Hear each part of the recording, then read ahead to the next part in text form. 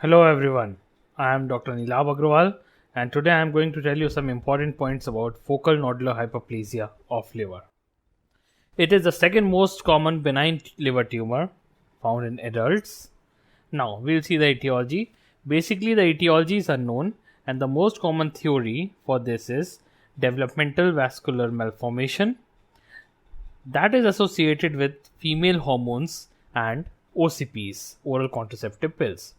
It is common in young females with oral contraceptive use, but it has a less stronger association than hepatic adenoma. Now, the pathology. The gross appearance of this looks like a central fibrous scar with radiating septa. We'll see it in a figure in the real liver. So, this is the outline of the FNH, and this is a central scar with fibrous septa. Now, coming on to the microscopic appearance, it is characterized by hepatic. First of all, the hepatic architecture is maintained, and hepatocytes and Kupffer cells are present.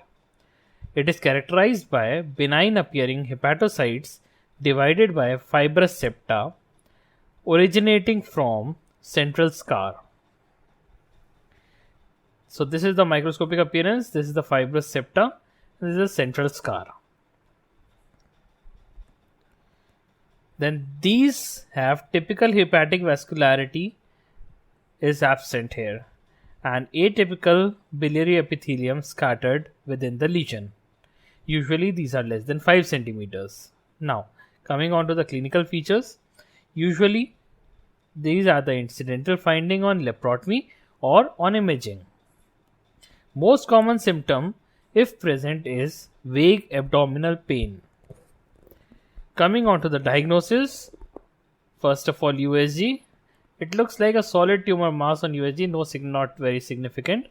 The CECT is the investigation of choice. The characteristic central stellate scar is seen in most of these lesions that are non-enhancing with hypervascularity in the arterial phase. Central stellate scar, if absent, leads to a differential diagnosis of fibrolamellar variant of hepatocellular carcinoma. Now this is a CT with central stellate scar in the center.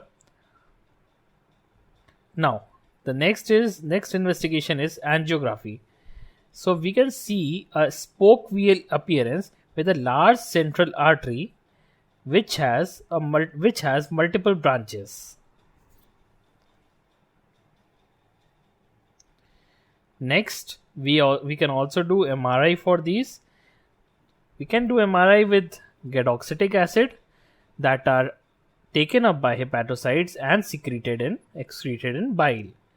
The other agent with which we can do it is superparamagnetic iron oxide that is taken up by the Kupffer cells. The MRI shows hepatocellular origin of FNH. Now we can also do sulfur colloid liver scan which shows a hot spot with spoke wheel pattern. Also in laboratory test, AFP is normal, alpha fetoprotein. For definitive diagnosis, it can be done by resecting the lesion. Now the treatment part. It has generally no malignant potential, so usually no treatment is required for these lesions. Now there are 3 kinds of conditions that can arise. First of all, if the typical radiological features are present. Next, if the diagnosis is uncertain. Third, if the patient is symptomatic or there is an enlarging mass. In the first case, we will observe, and in the next 2 cases, we will have to resect the lesion. Coming on to the complications, the rupture, bleeding, infarct are very rare in these lesions, and no malignancy has been reported.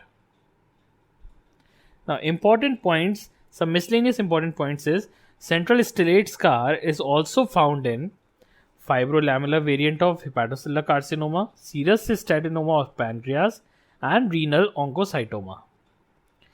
Also, there are something called as von Meerbuch complexes.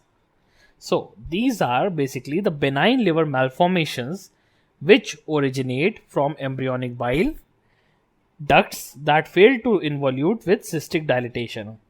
These also mimic the liver metastatic disease.